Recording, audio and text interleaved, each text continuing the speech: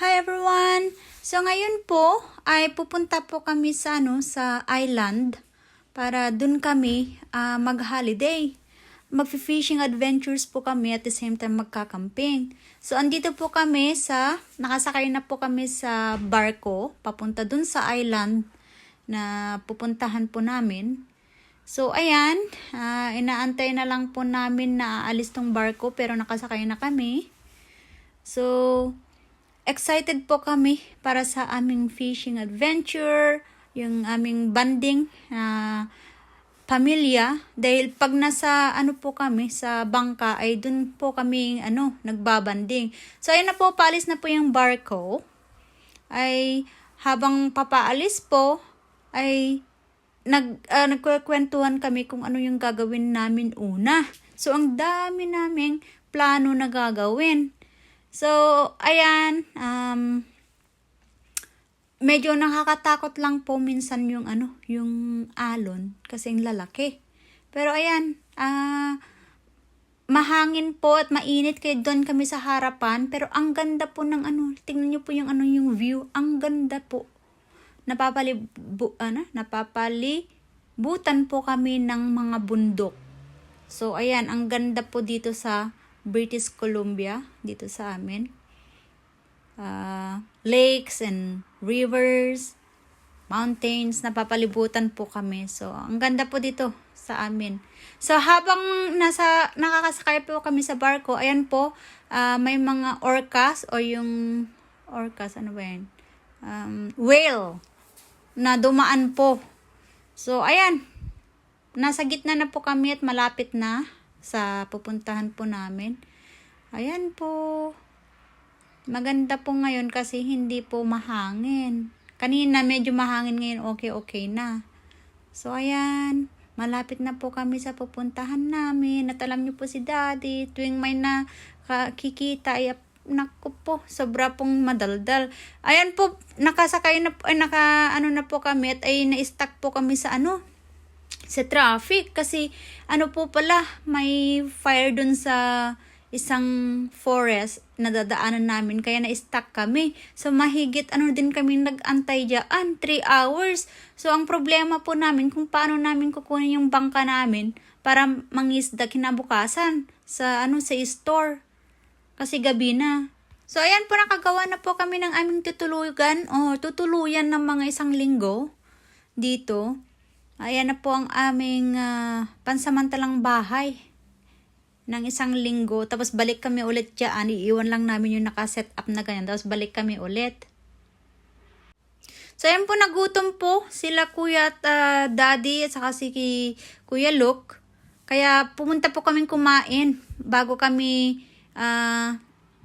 pumunta ulit mag-fishing. So ayan po, papunta na kami mag-fishing. Hopefully marami kami makuha ngayong araw.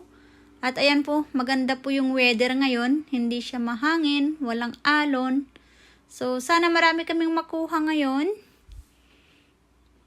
Ang ganda po ng view. Ayan. Yay! So, ayan na nga, nag-start na kaming mag-fishing. At ayan, may nahuli si Kuya. Ayan, siya po yung unang kumuha dun sa rod. Tignan natin kung hindi mapakawala. So, ayan, nakuha naman po niya. At ay, tignan natin kung gaano kalaki ang nahuli ni Kuya. Ayan, pupukpukin na ni Daddy yung ulo para hindi makawala pa yung isda. Good job, Kuya Luke. Ayan. First, po niya, isda niya yan. So, ayan yung una niyang nakuha. Very proud of him. Kayang-kaya na niyang mangisda. Ayan. Ang galing ni Kuya. So, tinutulungan niya lang si Daddy para maiangat na yung isda. Ayan na po. Ilalagay na sa bucket. Ayan. First fish ni Kuya. Good job, Kuya. Ayan. Ang galing ni Kuya. Ang galing-galing mo, Kuya Luke. Ayan, isa ka ng fisherman. Ayan. So, yeah, proud daddy. Ayan ang proud daddy. Good job, Kuya. At dahil si Kuya Luke ang unang nakapamingwit, ayan, susunod na rin si Daddy. Ayan, may nakuha na naman po kami. Ayan. Sige, pinahawak ulit kay Kuya Lucas. Ayun, nakuha. Wow. Another fish po. Oh. Ayan, nakipag-high five na si Daddy, tuwang-tuwa. Ayan, good job, Daddy and Luke. Ayan, another fish in the boat. Alright. Ang laki po nito, kaya talon ng talon dun sa net. Kaya kailangan natin pukpukin yung ulo. Ayan, kasi malaki. Oh, yeah. Look, tignan mo, mabigat po. Oh, diba? Mabigat. Oh, tignan nyo yung katawan. Mas malaki pa dun sa bucket. Ayan, good job, boys. Ayan, susunod na po si Kuya Bunso ang hahawak sa rod. So, antayin po ninyo kung ano yung makuha ni Kuya Bunso. Dahil nakakuha na po si Kuya Luke kaninang una. Tapos si Daddy. So, si Kuya Bunso's next. Tingnan natin kung ano yung makuha niya. So, eto na nga si Kuya Bunso ang susunod na mag-fishing, manghuli. So, ayan, ano kaya yung makukuha niya? Malaki din kaya? Salmon din kaya ang makukuha ni Kuya Bunso? So, actually, first time din ni Kuya Bunso maglaro dyan sa rod. Kasi hindi pa, yung strength po niya, hindi pa gaanong kalakasan. Yung paghawak sa rod, saka yung pag-grill. So, ayan, may isda dun sa sa rod niya. Pero, hindi salmon. Orange po siya. So, tignan natin. Mukhang snapper na isda. So, dinner. Pag ganyan na maliliit, dinner na po agad yan. Ayan, hindi na namin inuwi. Dinner na, niluluto ko yan pagka-ahon namin. Ayan po, dinner, snapper. Yummy, dinner. Masarap din po yan, i-grill lang. Ayan, so good job, Kuya Bunso. Ayan, meron din po siyang nakuha. Hindi nga lang po malaki, pero isda pa rin. So, good job. Ayan, may dinner na po tayo. Ayan, or lunch rather. Ayan, good job. So, ayan po, nakabalik na po kami sa Pangpang at ayan, nililinisan na po namin yung aming nahuli ngayong araw. Ayan po, naka-4 na salmon po kami plus yung mga maliliit na isda, yung mga snapper, saka yung mga cod.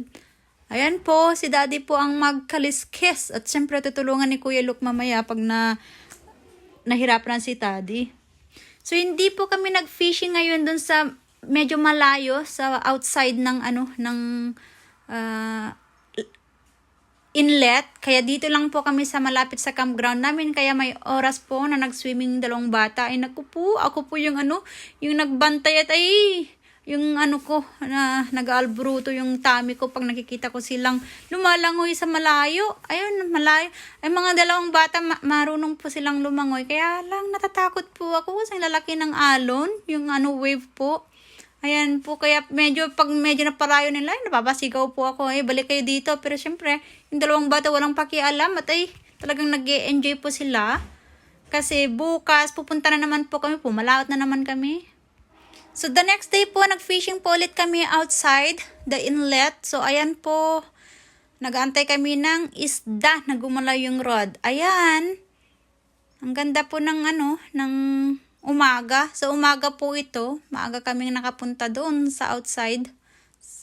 Ayan, marami din po kaming kasama mga mangingisda. At ayan po, nakuha na po namin yung aming isda. Kaya naghahanap din kami ng isang bay para makapag-swimming kami. Muna kami, break sa fishing. Swimming. Ayan po. Pupunta kami sa isang island ulit. At magsiswimming. At pagkatapos namin nag-swimming, ayan, balik kami nag-fishing. Ayan po. Ay, medyo na yung weather, anong tawag yun? Foggy na. Ayan, nag-fishing na po kami. Ayan, may nahuli si Daddy. Ayan, ininet na ni Kuya. Ayun, may isda. Ayan, nakuha. Good job, Kuya Luke. Ang galing na din ni Kuya Luke mag-netting ng isda. So, pag si Kuya Luke at saka si Daddy yung yung namimingwit, kami, it's either me or si Bunso yung nagda-drive.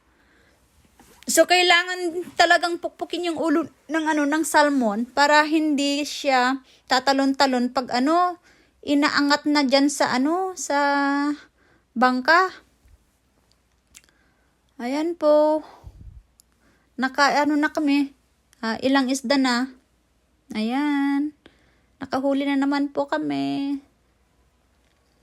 Tuwang-tuwa po kami pag nakakahuli, lalo na ako. Siyempre, ako yung yung, alam niyo na, parang cheerleader. Ako taga-cheer pag nakakakuha eh. So, ayan, another fish inside the boat. Ayan. So, exciting, fun, fishing. Ayan. Ang laking tulong po ni Kuya Luke kasi siya talaga yung malakas na tumulong kay Daddy ngayon. So, ayan po, pauwi na po kami. Ayan, medyo ginabi na po kami. Mga 7 PM na po kami nakaalis doon sa, sa outside, sa ocean. So, ayan po, pauwi na. It takes, 45 minutes bago kami makarating doon sa campground namin. Kaya gagabihin talaga kami. At medyo, kasi kaya gabi kami, umaalis doon kasi pag maaga kaming umalis, malalaki po yung alon. So, kailangan namin pahintuin yung hangin sa kayong alon para makauwi kami ng safe. So, ayan po, gabi na. At least nakakuha naman kami ng isda. Ayan, nilalamig na si Bunso kasi nga wala ng araw pag gabi na. So, ayan, medyo malapit na kami doon sa campground. So, eto po lahat yung aming nahuli. Ayan, gabi na rin po kaming linis.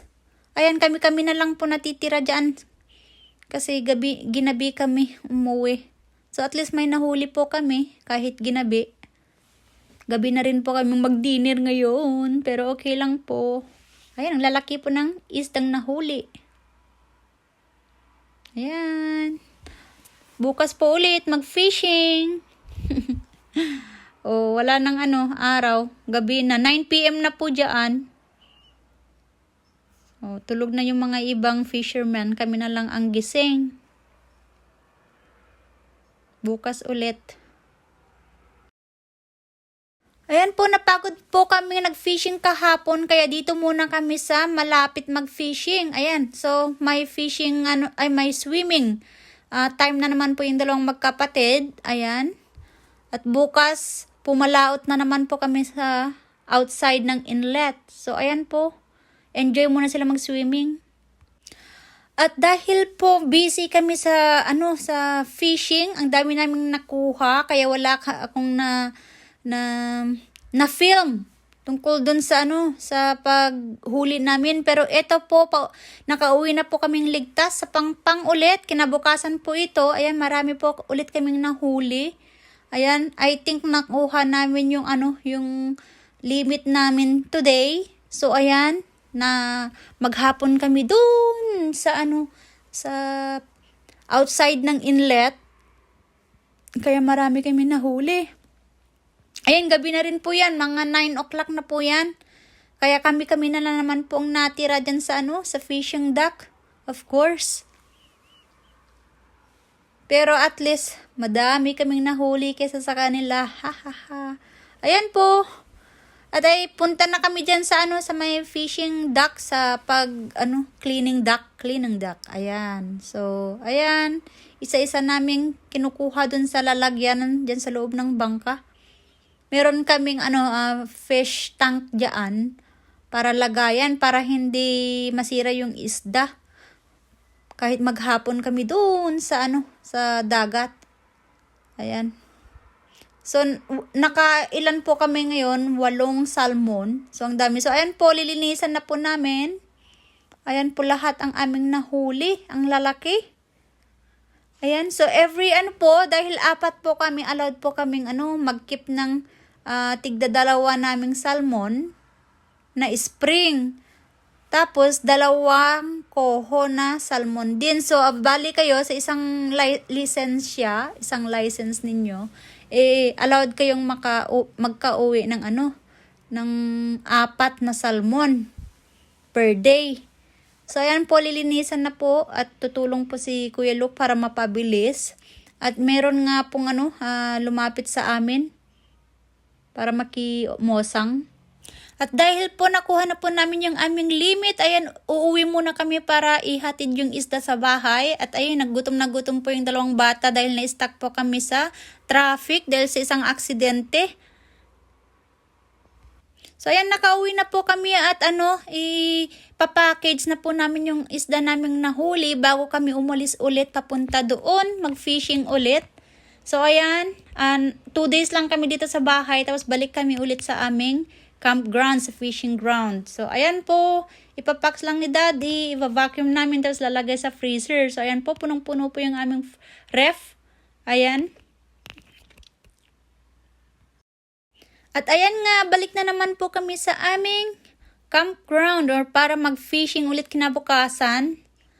Ayan po, nakasakay na po kami sa barko papunta dun sa island. At another first day namin ulit para mag-fishing. Ayan, may isda na naman po kaming nahuli.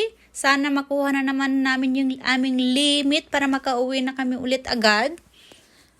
So, ayan ang isda. Ayan, nakuha. Yay! So, ayan, good job Kuya Luke. So, si Kuya Luke ulit. So, ayan po ulit. Another, may fishing. May fish na naman, fish on dun sa other rod. Kaya si Kuya Luke na naman po ang magte-try na kukunin yung isda, yung manghuli. Ayan. Kasi medyo na po si Kuya Luke, medyo magaling na po siyang mamingwit.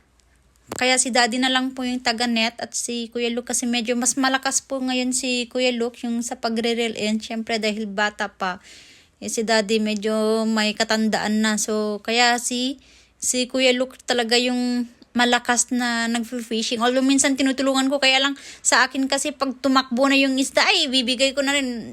Minsan naitapon ko na yung rod at ay sabi na, galit na galit si Daddy nung naitapon ko. Kaya ayan, ayaw na nila minsan akong pahawakan. Pero okay lang, at least ako yung taga-drive. Minsan napapagalitan din akong mag-drive dahil minsan nakakawala yung isda dahil sa pag-drive ko din. Minsan kasi mabilis, ayan. Pero ngayon medyo okay na po kasi basta si Kuya Luke yung naghawak ng ng rod. Ayan, tinutulungan naman po ako ni Daddy. Ayan, makukuha na nilang isda. Ayan na, malapit na. Good job kay Kuya Luke. Si Kuya Luke talaga yung malakas mag-fishing sa amin. Ayan. Hindi nangangalay yung kamay niya.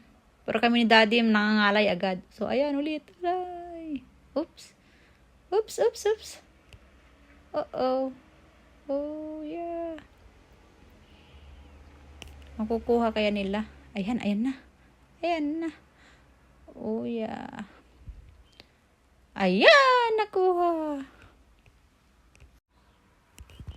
So, ayan, habang kami nag-aantay ng isda na makuha ulit dun sa rod namin, ayan po, meron pong na-spy naming whale. Ayun po, humpback whale.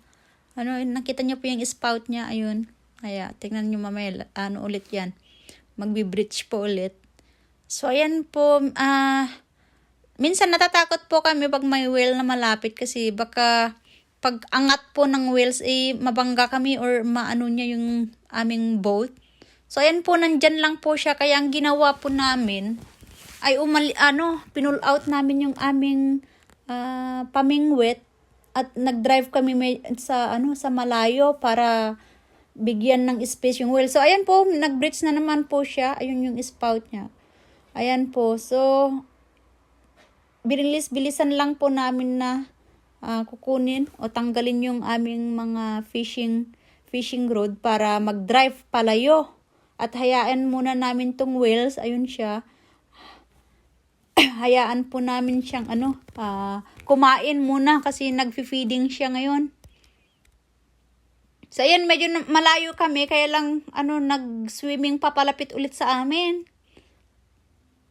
So ang ginawa po namin, umalis muna kami at naghanap ng magsiswimming muna kami.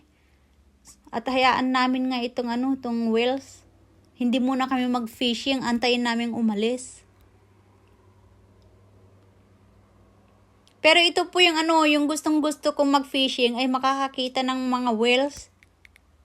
Kasi pag dun lang sa inlet, dun sa malapit sa campground, wala kang makitang whales, mga ganyan. At least dito meron. So, ayan, nagfi-fishing na po kami dito. Nag-enjoy muna itong mag-aama. So, ayan po, ginabi na naman po kami sa pag-uwi at ayan, marami na naman po kaming nahuli. Kami na naman po yung last na nakauwi sa sa fishing dock. At gumamit pa kami ng ilaw para lang malinisan namin yung isda. Pero at least bukas po, dito lang kami sa malapit ng isda. Kasi, back to back na nagpunta kami doon sa labas, napagod na kami.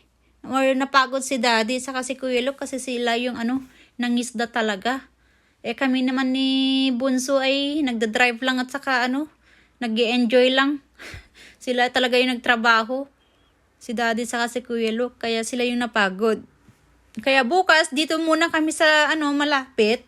Tapos para makapag-swimming ulit yung magkapatid. So, makapag-relax, kumbaga sila. Kasi yun yung gusto ni Bunso, nagsiswimming. Hindi po siya gaano sa pag-fishing. Swimming ang gusto po niya. So, ayan, tuwang-tuwa si Kuya Bunso at may oras na siyang mag-swimming. Ayan po. Mahilig po sa swimming si Bunso. So, eto na po yung last day namin dito sa sa island para mag-fishing at balik na po kami kinabukasan. So, ayan, nag-enjoy na po for the last day. Yan, last day na po namin to at tignan namin kung makakahuli pa kami bago kami uuwi kinabukasan. Ayan po, till next time. Ayan. Salamat po sa panunood. Thanks for watching, guys. Ayan ang aming fishing adventure sa summer. Bye-bye!